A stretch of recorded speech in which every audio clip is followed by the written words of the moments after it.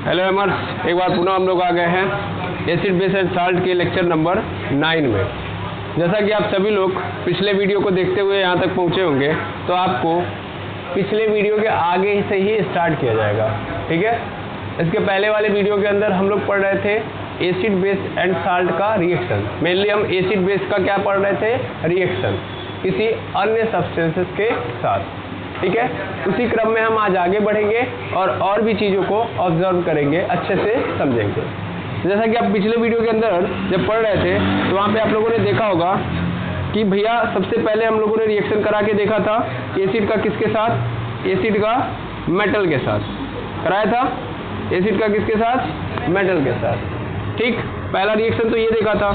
दूसरा फिर उसके बाद एसिड की जगह पे किसको रख दिया, बेस। तो फिर बेस का किसके साथ रिएक्शन कराया, मेटल के साथ। यस और नो।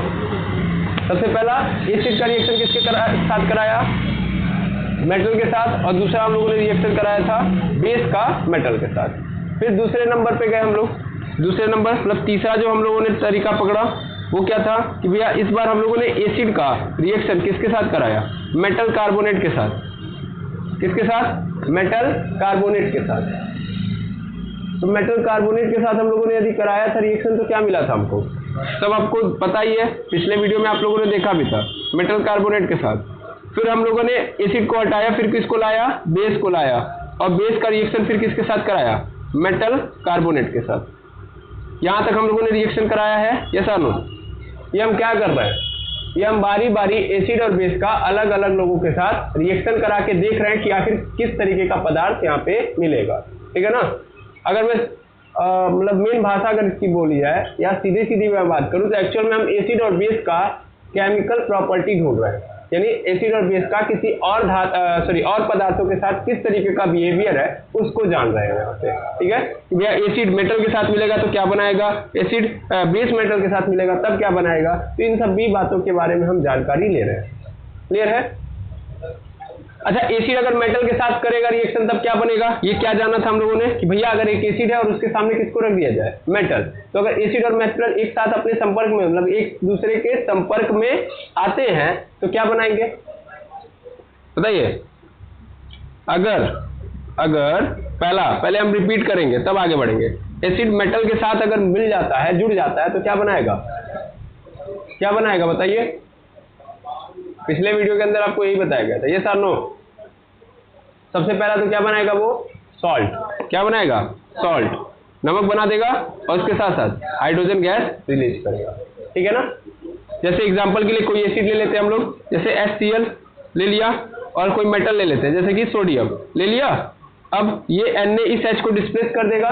क्यों डिस्प्लेस करता है भाई, क्योंकि Na रिएक्टिविटी सीरीज में हाइड्रोजन से ऊपर होता है। Na is more reactive than hydrogen, तो हाइड्रोजन को क्या कर सकता है, डिस्प्लेस कर सकता है, और उसकी जगह खुद आ जाएगा तो क्या बना देगा, NaCl, और H बाहर हो गया तो H अकेले तो घूमता नहीं है, H2 के फॉर्म में रहता है। मिल गया, आया ना। ये तो एसिड जब मेटल के साथ आता है तब होता है। फिर अगर मान लीजिए बेस के साथ अगर हम मेटल को रख दें, यानी मेटल के संपर्क में हम किसको लेके आए, बेस को, तब क्या होता है, तो बहुत रेयर चांस में रिएक्शन होता है ना।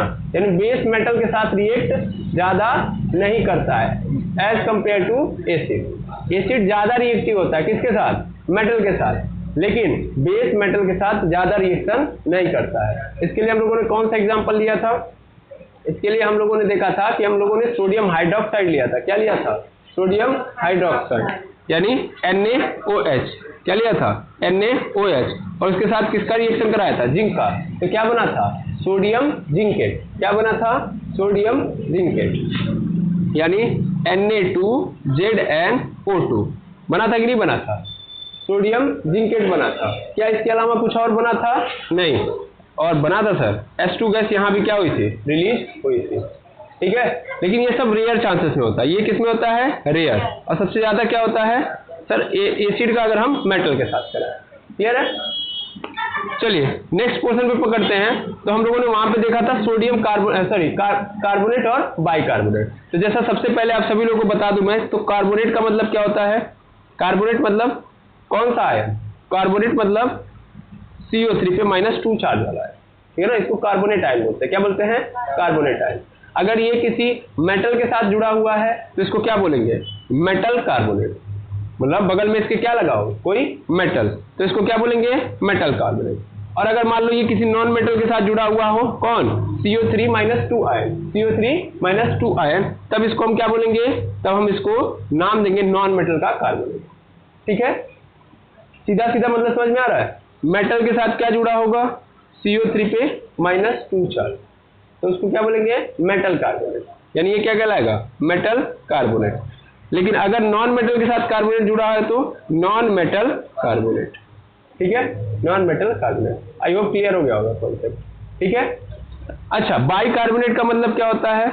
बाई कार्बोनेट अगर आ जाता है तो क्या होता है? ये भी हम लोगों ने पिछले वीडियो के अंदर देखा हुआ है, लेकिन एक बार और देख लीजिए। बाई कार्बोनेट मतलब होता है हमारे पास कि भैया यही CO3 रहेगा, क्योंकि इसके बगल में क्या आ जाएगा? H, और HCO3 पे -1 चार्ज, HCO3 पे -1 चार्ज, तो इसी को हम लोग क्या बोलते हैं? By carbonate ion.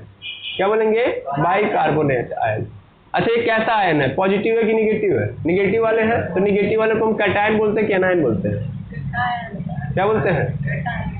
कैटायन बोलते हैं कि एनायन बोलते हैं? एनायन बोलते हैं। क्या बोलते हैं? क्या बोलेंगे? एनायन बोलेंगे, कैटायन बोलेंगे? फिर से एक्चुअल में क्या है? ये एनायन है। इसको क्या बोलते हैं? एनायन। एनायन मतलब निगेटिव चार्ज, एनायन मतलब निगेटिव चार्ज, और कैटायन मतलब पॉजिटिव चार्ज। ठीक है ना? कैटायन मतलब पॉजिटिव चार्ज। ठीक है, तो ये क्या है? एक एनायन है। बाई कार्बोनेट और कार्बोनेट क्या है? एनायन है। क्लियर है? अगर ये किसी धातु के साथ जुड़ते हैं, मतलब कोई कार्बोनेट धातु के साथ यानी मेटल के साथ जुड़ेगा तो मेटल कार्बोनेट, नॉन मेटल के साथ जुड़ेगा तो नॉन मेटल कार्बोनेट। ठीक है ना? एक नॉन मेटल के साथ जुड़ने की टेंडेंसी है ही नहीं, क्योंकि एनायन है, और नॉन मेटल भी क्या होता है? एनायन ही बनाता है, माइनस चार्ज ही बनाता है, तो माइनस माइनस एक साथ कहाँ रहेंगे? है ना? तो ये ज्यादातर किसके साथ दिखेंगे? ज्यादातर नहीं, मोस्ट ऑफ चांसेस में आपको कहाँ मिलेंगे? मेटल के साथ। किसके साथ? मेटल के साथ, क्योंकि ये एनायन है, और एनायन हमेशा किसके साथ रहना चाहिए? कैटायन के साथ। और कैटायन कौन बनाता है भाई? मेटल। कौन बनाता है? मेटल। ध्यान देंगे, मेटल क्या बनाते हैं? Metal always form cation. Cation मतलब पॉजिटिव चार्ज। कैसा चार्ज? Positive charge. और एनायन या सॉरी नॉन मेटल क्या बनाते हैं? तो non metal form anion. Anion मतलब निगेटिव चार्ज। अभी बताओ, कार्बोनेट क्या था? माइनस था कि प्लस था? सर क्या बोलते हैं? कार्बोनेट और बाई कार्बोनेट तो क्या एनायन है, माइनस वाले हैं, तो किसके साथ रहना चाहिए? प्लस वाले के साथ ना, क्योंकि हर एक कंपाउंड 2 पार्ट में होता है, एक एनायन और दूसरा कैटायन। तो अगर बाई कार्बोनेट या कार्बोनेट एनायन है तो 100% दूसरा वाला क्या होगा? कैटायन। कैटायन मतलब तब क्या होगा? मेटल। समझ पा रहे हैं? तो मेटल कार्बोनेट मतलब एग्जांपल देखा जाए, मेटल कार्बोनेट मतलब जैसे हमारे पास क्या आ गया? Na2CO3, Na2CO3। देखिए, सोडियम एक मेटल है और ये किसके साथ जुड़ा हुआ है? कार्बोनेट आयन के साथ, तो मेटल कार्बोनेट बन गया। ऐसे ही आपके सामने अगर आ गया MgCO3, MgCO3, मैग्नीशियम कार्बोनेट, इसको क्या बोलेंगे? Magnesium carbonate. मैग्नीशियम में क्या है? मेटल है, और किसके साथ जुड़ा है? कार्बोनेट के साथ। फिर ऐसे ही नॉन मेटल कार्बोनेट, तो नॉन मेटल कार्बोनेट हो तब क्या होगा? सर नॉन मेटल कार्बोनेट संभव ही नहीं है, क्योंकि नॉन मेटल क्या होते हैं? नॉन मेटल क्या होते हैं? एनायन होते हैं, और कार्बोनेट भी क्या है? एनायन। एनायन एनायन एक साथ जुड़ पाएंगे? नहीं, तो इसलिए वहां पे नहीं होगा, इसको हटाएंगे। अब आता है metal by carbonate. Metal by carbonate, तो मेटल बाई कार्बोनेट में ये देखिए Na रहेगा सिर्फ एक, और बीच में क्या लग जाएगा? HCO3, HCO3, तब इसी को क्या बोलेंगे? Sodium by carbonate. ऐसे यहाँ पे क्या हो जाएगा? यहाँ पे आपके सामने अगर देख रहे हैं, ऐसे मेरे पास और आ सकता है, बहुत सारा बना सकते हो आप। लिथियम HCO3, समझ पा रहे हो? तो इस तरीके की संरचना आपको देखने के लिए मिलेगी, लिथियम बाई कार्बोनेट। क्लियर है? आया ना? तो अगर HCO3 जुड़ गया तो बाई कार्बोनेट, सिंगल CO3 है तो कार्बोनेट। ठीक है, चलिए अब आगे बढ़ते हैं। हम समझते हैं कि अगर एसिड अगर इनके साथ रिएक्शन करेगा, एसिड किसके साथ? मेटल कार्बोनेट, मेटल कार्बोनेट के साथ। तो मेटल कार्बोनेट के साथ अगर एसिड रिएक्ट करता है तो क्या बनाता है? बताइए, क्या बनाता है? क्या बनाएगा? सबसे पहली चीज तो वो क्या बनाएगा? साल्ट का फॉर्मेशन करेगा। क्या करेगा? साल्ट का फॉर्मेशन करेगा। दूसरा क्या बनाएगा? कौन कौन से प्रोड्यूस मतलब कौन कौन से बाकी चीज़ों को प्रोड्यूस करेगा, तो H2O प्रोड्यूस करेगा, CO2 प्रोड्यूस करेगा। दैट मीन्स याद रखिएगा, H2O प्रोड्यूस करता है, CO2 प्रोड्यूस करता है और फिर क्या बनाता है, साल्ट।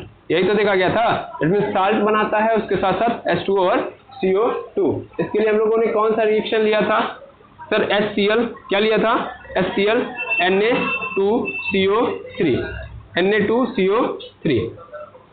देखना क्या होगा, क्या होगा, ध्यान से देखिएगा।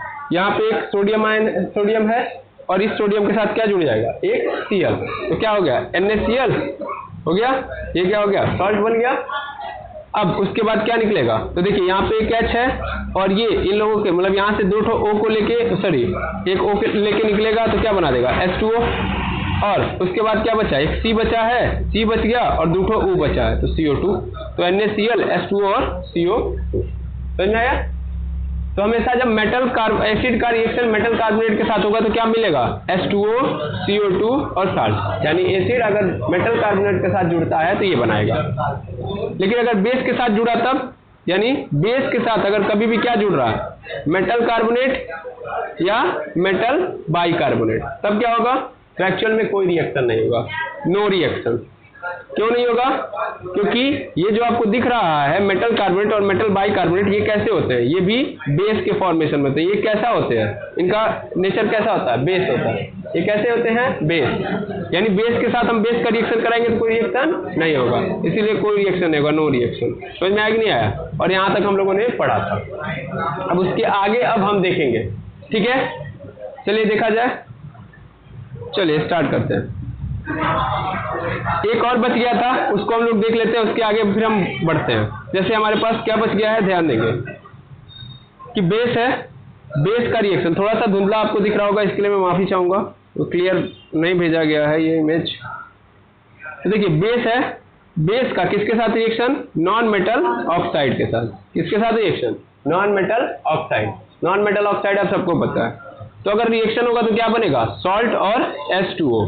चलिए देख लीजिए यहाँ पे क्या लिखा है, लिखा है कि बेस का किसके साथ reaction, non metal oxide, non metal oxide के साथ रिएक्शन अगर मैंने कराया तो क्या बनेगा, सॉल्ट बनेगा और क्या निकलेगा बाहर, H2O। जैसे एग्जांपल अगर हम देखें तो मेरे पास है सोडियम हाइड्रोक्साइड, एक बेस है, मैंने किसके साथ करा दिया, मैंने सपोज कर लीजिए नॉन मेटल ऑक्साइड यानी CO2 ले लिया। क्या ले लिया, CO2। जानते हैं क्या बनेगा, क्या बनेगा बताइए, यहाँ पे बन जाएगा Na2CO3, सोडियम कार्बोनेट।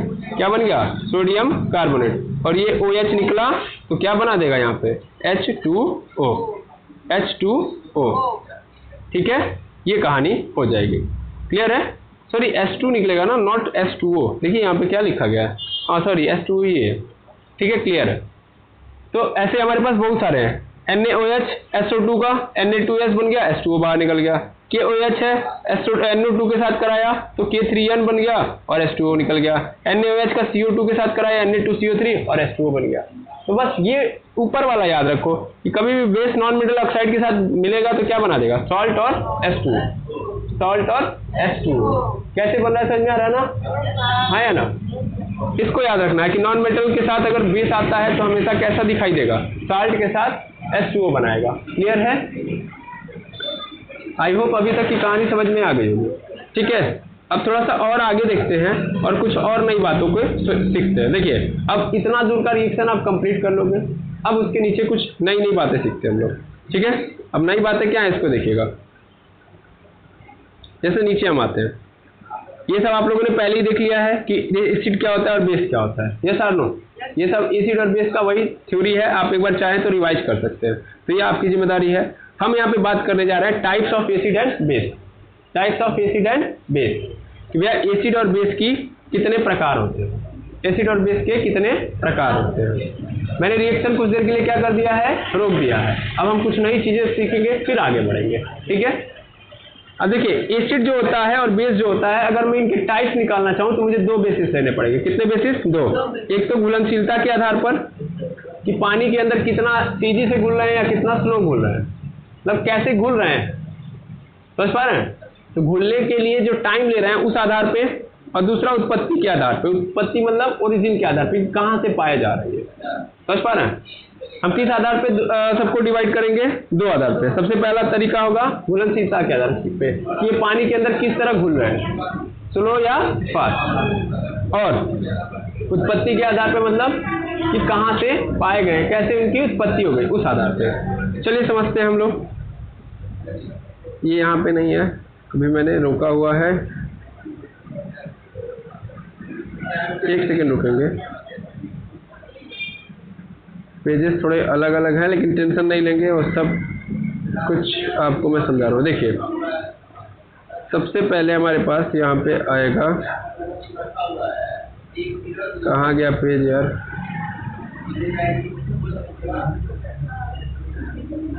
एक मिनट रुक जाइए।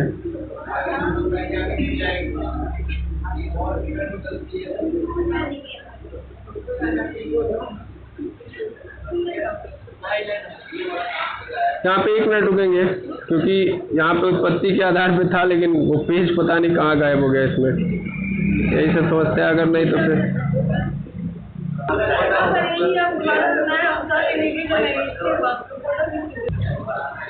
चलिए ये रहा, यहाँ पे एक्चुअल में वो दिख नहीं रहा था। ठीक है, सबसे पहले हम लोग एसिड के बारे में देखेंगे। सबसे पहले किसके बारे में देखेंगे? एसिड के बारे में। एसिड के टाइप्स देखने जा रहे हैं। कितने टाइप्स सर बताएंगे तब पता चलेगा। ठीक है, हम सबसे पहले एसिड के टाइप्स देखेंगे। तो सबसे पहली चीज देखिएगा, लिखा है कि on the basis of dissolve. Dissolve का मतलब क्या होता है? घुलनशीलता के आधार पे, कि किस तरीके से घुलनशील है। घुलनशीलता के आधार पे यदि हम बात करेंगे तो एसिड जो होता है हमारे पास कितने प्रकार का? दो। एक तो स्ट्रॉन्ग एसिड और दूसरा वीक एसिड। एक स्ट्रॉन्ग एसिड और दूसरा वीक एसिड। स्ट्रॉन्ग मतलब जो प्रबल है, आप हिंदी में क्या बोलते हैं उसको? प्रबल अम्ल और दुर्बल अम्ल। ये किस आधार पे मैं बता रहा हूँ हम लोग को? घुलनशीलता के आधार पे। दूसरा है और on the basis of origin. Origin के आधार पे अगर हम बात करें तो एक को हम बोलते हैं ऑर्गेनिक एसिड, दूसरे को हम लोग बोलते हैं मिनरल एसिड। ठीक है, अब मतलब समझते हैं हम लोग बारी बारी। सबसे पहले समझते हैं कि ऑन द बेसिस ऑफ डिसॉल्वेशन, घुलनशीलता के आधार पे एसिड कितने टाइप के होते हैं? तो दो। तो सबसे पहला किसको हम स्ट्रॉन्ग एसिड बोलेंगे? तो जो भी एसिड, क्योंकि एसिड के पास क्या होता है? H+ आयन, हाइड्रोजन आयन होता है। एसिड के पास क्या होता है? Hydrogen ion. पानी में घोलूं और ऐसा एसिड घोलूं, पानी में घोलने के बाद वो ज्यादा से ज्यादा क्या रिलीज कर रहा है? H+ ion. यानी पानी के अंदर वो क्या कर रहा है? ज्यादा से ज्यादा H+ आयन को रिलीज कर पा रहा है। ठीक है, जितना H+ आयन लिया है मैक्सिमम मात्रा में उसने पानी के अंदर दे दिया। तो उस एसिड को हम लोग क्या बोलेंगे? Strong acid. समझ पा रहे हैं? स्ट्रॉन्ग एसिड किसको बोलेंगे? तो ऐसा एसिड जिसको पानी के अंदर डालो और वो मैक्सिमम मात्रा में, मैक्सिमम क्वांटिटी में हाइड्रोजन आयन क्या कर रहा है? अपने अंदर से निकाल दे रहा है। तो उसको हम लोग क्या करेंगे? Strong acid. इसमें ना ये देने में बड़ा इजी तरीके से तोड़ देता है। जैसे ऐसे समझो, जैसे मान लो तुमने HCl को पानी के अंदर डाला, किसके अंदर डाला? पानी के अंदर। तो ना HCl ना मोह माया नहीं रखेगा, तुरंत H+ बाहर, Cl- बाहर। समझ पा रहे हो? यानी H+ Cl- में तुरंत टूट जाएगा, ब्रेक हो जाएगा। तो ये जो H+ निकला नहीं निकला, ये तो सिर्फ और सिर्फ एक मॉलिक्यूल है, ऐसे बहुत सारे मॉलिक्यूल होंगे भाई। मान लो HCl के एक मॉलिक्यूल को थोड़ी ना पानी में डालोगे तो बहुत सारे मॉलिक्यूल्स होंगे। सभी मॉलिक्यूल्स में से क्या निकलेगा? H+ निकलेगा ना। तो अगर ज्यादा से ज्यादा मात्रा में H+ निकल रहा है, इसका मतलब इजीली ये क्या कर दे रहा है? अपने आयन को त्याग दे रहा है। तो अगर ये आसानी से कर दे रहा है तो इनको हम क्या बोलेंगे? Strong acid. यानी ये क्या है? स्ट्रॉन्ग है। तब स्ट्रॉन्ग लोग, जो भी लोग स्ट्रॉन्ग होते हैं वो त्याग बड़ा आसानी से करते हैं। समझ पा रहे हैं ना? तो ये भी एक ऐसा एसिड है जो आसानी से अपना H+ क्या कर देता है? दे देता है। जबकि जो कमजोर लोग होते हैं उनके अंदर मोह माया व्याप्त होती है, वो अपना सामान देना नहीं चाहते या अपने अंदर त्याग की भावना नहीं रख पाते, इसलिए क्या होते हैं? दुर्बल होते हैं, कमजोर होते हैं। समझ पा रहे हैं? तो ध्यान दीजिएगा, किनको हम वीक एसिड कहेंगे? तो वही एसिड जो पानी के अंदर गए लेकिन अपना H+ आयन देना नहीं चाहते। समझ पा रहे हैं? यानी कम ही उनमें से क्या निकल रहा है? H+ ion. तो उनको हम क्या बोलेंगे? Weak acid. समझ पा रहे हैं? स्ट्रॉन्ग एसिड मतलब जो आसानी से अपना H+ आयन क्या कर दे? डोनेट कर दे। और वीक एसिड जो अपना H+ आयन आसानी से नहीं देते हैं, तो उनको हम क्या बोलते हैं? उनको हम वीक एसिड बोलते हैं। अब एग्जांपल याद रखना बहुत जरूरी है। HCl, H2SO4 और HNO3, ये क्या है? स्ट्रॉन्ग एसिड है। कैसे एसिड? Strong acid. जबकि एसिटिक एसिड, यहाँ पे टार्टरिक होगा, टार्टरिक एसिड और ऑक्जेलिक एसिड। एसिटिक एसिड किस में पाया जाता है? एसिटिक एसिड सिरका में पाया जाता है। टार्टरिक एसिड किस में पाया जाता है? इमली में पाया जाता है। ऑक्जेलिक एसिड टमाटर में पाया जाता है। तो ये जो एसिड होते हैं, जो ऑर्गेनिक एसिड जिनको हम बोल सकते हैं, जो खाने वाली चीजों में पाए जाते हैं, बड़े कमजोर होते हैं, इसीलिए रिएक्शन नहीं करते हैं। ऐसा नहीं है कि आप इनको खाएंगे तो पेट के अंदर गए तो पानी के अंदर मिले तो क्या कर दिए, रिएक्शन करने लगे। ये सब रिएक्शन नहीं करते, इनकी रिएक्टिविटी की क्या है, बहुत कमजोर है। क्योंकि भाई एक बात बताओ, मान लो ये HCl है, ये HCl तभी किसी से जुड़ेगा जब ये पहले फ्री होगा, मतलब जब ये अपने आप को लेके आएगा, जब ये अपने ऊपर आयन लेके आएगा तब ना किसी के साथ जुड़ेगा। समझ पा रहे हो भाई? HCl तभी ना किसी से जुड़ेगा जब इसको जरूरत होगी। अभी HCl क्या है? न्यूट्रल है। क्या है? न्यूट्रल, यानी इसके ऊपर कोई चार्ज नहीं है, तो क्या है किसी से रिएक्शन कर पाएगा? नहीं। जब ये चार्ज लेके आएगा तब ना रिएक्शन होगा। इसके लिए इसको क्या करना पड़ेगा? अपने आप को तोड़ना पड़ेगा, बिना तोड़े तो होगा नहीं, है ना। और तोड़ने का मतलब इसको H+ का क्या करना पड़ेगा? त्याग करना पड़ेगा। तो जब ये त्याग करेगा तब ना किसी से जाकर जुड़ेगा। अब हम यहाँ पे किसी पदार्थ को लेके आएंगे, क्या कर जाएगा? ये रिएक्ट कर जाएगा, ठीक है। लेकिन वीक एसिड में क्या प्रॉब्लम है? कोई अपना H+ छोड़बे नहीं करेंगे। H+ छोड़ेंगे नहीं तो आयन बनाएंगे नहीं, आयन बनाएंगे नहीं तो दूसरे से रिएक्ट कर पाएंगे? नहीं कर पाएंगे। तो इसीलिए वो हम खाते हैं ना, तो वो हमारे पेट को, हमारे शरीर को कोई नुकसान नहीं पहुंचाते, क्योंकि कोई रिएक्शन होता ही नहीं है। लेकिन अभी HCl खा लिया तब तुरंत पानी के संपर्क में आएगा, टूट जाएगा, रिएक्शन होना स्टार्ट हो जाएगा, तो हमारी बॉडी के ऊपर क्या हो जाएंगे? बहुत सारे सिम्टम आएंगे, बहुत हमारी बॉडी को नुकसान पहुंचा देगा HCl। समझ पा रहे हैं? आया बात समझ में? तो ये स्ट्रांग होते हैं क्योंकि ये आसानी से रिएक्शन कर जाते हैं, जबकि ये रिएक्शन नहीं करते हैं। समझ में आया? आई होप क्लियर हो गया होगा कॉन्सेप्ट। अब ओरिजिन के बिहाफ पे देखा जाए तो ओरिजिन के बिहाफ पे 2 टाइप के एसिड मिलेंगे आपको, मिनरल एसिड और ऑर्गेनिक एसिड। देखिए स्ट्रांग एसिड और वीक एसिड आपको बार बार पूछा जाएगा, प्रबल अम्ल दुर्बल अम्ल क्या होते हैं, तो आप आसानी से बता लोगे। अब चलो देखो, मिनरल एसिड और ऑर्गेनिक एसिड क्या होता है। यह बाहर लैब में बनाया जा सकता है। देखिए जो भी चीजें मैंने अपने अंदर समझी हुई है वही चीजें यहाँ पे लिखवाई है, यानी बाहर लैब में बनाया जा सकता है। और ये क्या होता है? ऑर्गेनिक एसिड जो लिविंग ऑर्गेनिज्म में बनता है, यानी ये कहाँ बनेगा? ऑर्गेनिक एसिड कहाँ बनेगा? ऑर्गेनिक एसिड लिविंग ऑर्गेनिजम्स के अंदर बनेगा, प्लांट बनाएगा इसको। कौन बनाएगा? प्लांट बनाएगा, हम बनाएंगे। तो वो एसिड कहाँ बनेंगे? लिविंग ऑर्गेनिज्म के अंदर। यानी जैसे अभी बताओ, सिरका आंवले में पाया जाता है तो आंवला बनाता है। ऑक्जेलिक एसिड कौन बनाता है? टमाटर बनाता है। टार्टरिक एसिड कौन बनाता है? इमली बनाता है, हम बनाते हैं। उसको हम लैब में नहीं बना सकते। वो कहाँ बनता है? वो प्लांट के या खाने वाली चीजों में मिलता है, या किसी भी लिविंग ऑर्गेनिज्म के शरीर में मिलता है, ठीक है। लेकिन कुछ ऐसे एसिड जो हम बना सकते हैं उनको हम क्या बोलेंगे? Mineral acid. और जिनको हम केवल और केवल जीवों द्वारा प्राप्त करते हैं उनको हम क्या बोलेंगे? Organic acid. जैसे HCl, H2SO4, HiO3, H3PO4, ये सब के सब हम कहाँ बना सकते हैं? यहाँ पे HNO3 है, सॉरी HNO3 है। तो इनको हम कहाँ लैब में बना सकते हैं? बाहर। इनको क्या बोलेंगे? Mineral acid. और जो हमको कहाँ मिल रहा है? खाने के अंदर, जैसे butyric acid, formic acid, italic acid, tartaric acid, oxalic acid, ये सब के सब क्या है? ऑर्गेनिक। ये जीवों में पाए जाते हैं। क्लियर है? तो आई होप आपको एसिड के क्लासिफिकेशन समझ में आ गए होंगे। यानी एसिड के कितने टाइप्स होते हैं सर? 2 आधार पे।